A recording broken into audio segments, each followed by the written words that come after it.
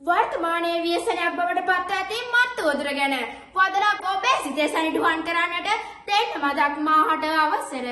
දිනෙන් දින ළමා පරපුර වගේම වැඩිහිටි පරපුරද තරාතිරමක් නොමැතිව මත්‍රකුසාට ගොදුරු වෙමින් පවතින මොහොතක මෙවැනි මාතෘකාවක් තෝරා ගැනීම කාලෝචිතයි මට සිතුණා. ඉතින් සහෝදරවරුනි, මොනවද මේ මත්ද්‍රව්‍ය කියන්නේ? කොහෙන්ද මේ මත්ද්‍රව්‍ය මේරට එන්නේ? ඇයි මිනිසුන් මේ තරම් මත්ද්‍රව්‍ය වලට ඇබ්බැහි වෙලා සිටින්නේ?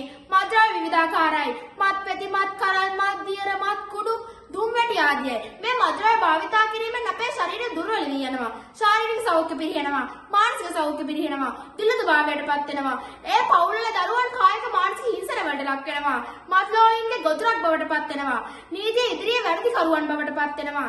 ලැජ්ජා බය නැති වෙනවා. සමාජයේ නොකළ යුතු රමණා ක්‍රියාකාරකම් කිරීමට පුරුදු වෙනවා.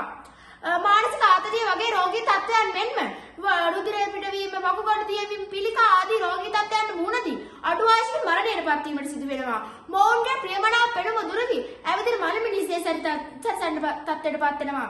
මේ මත්ද්‍රව්‍ය දිනෙන් දින පාවිච්චි කිරීමෙන් පිරිහීමේ දිනුවක් මොවුන් තුළ නැත.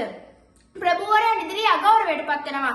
සමාජයෙන් අසන් වී සිටීමට මේ මත්ද්‍රව්‍ය වලට ඇබ්බැහි වූ පුද්ගලයන්ට සිදු වෙනවා. ඉතින් සහෝදරවනි, අපි කිසිම කාලයක මෙවැනි අඥාන වැඩ නොකරමු. කිසිම කාලයක අත්හදා බැලීමට හෝ වරක් පාවිච්චි කර අතහරිනවා සිතා හෝ නැත්නම් නිහඬවන්ගේ පෙළඹවීමෙන් හෝ මෙවැනි අඥාන වැඩ පිළිකුල් කරමු.